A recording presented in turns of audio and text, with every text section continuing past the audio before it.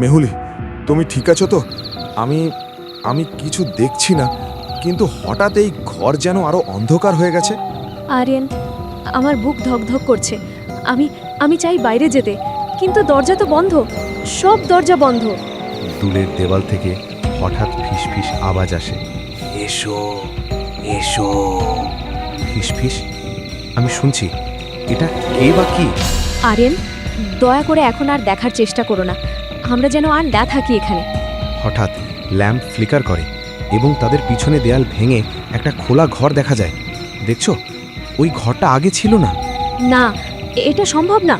আমরা তো এই বাড়ির প্রতিটি ঘর দেখেছি। তারা ধীরে ধীরে ওই নতুন ঘরে প্রবেশ করে। ঘরের মধ্যে ভুতুরে হাওয়া বয়ে যাচ্ছে। টেবিলের ওপর এক গ্লাস নিজে নিজে হালকা নড়ছে। দেখছো কি, সবই সবই নিজের মতোই নড়ছে। চিৎকার করে। আরিয়ান, আমি সত্যি ভয় পাচ্ছি। আমরা এক্ষুনি বেরোই।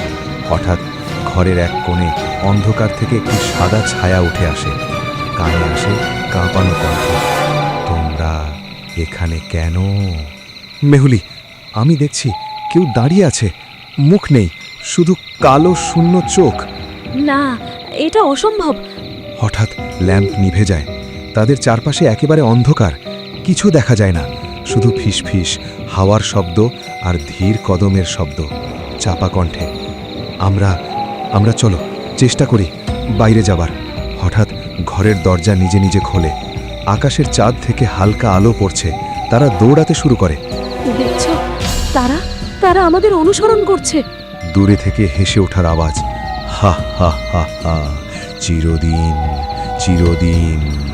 দেখছো কি মেহুলি, আমরা হয়তো এই বাড়ি থেকে বেরোতে পারবো না।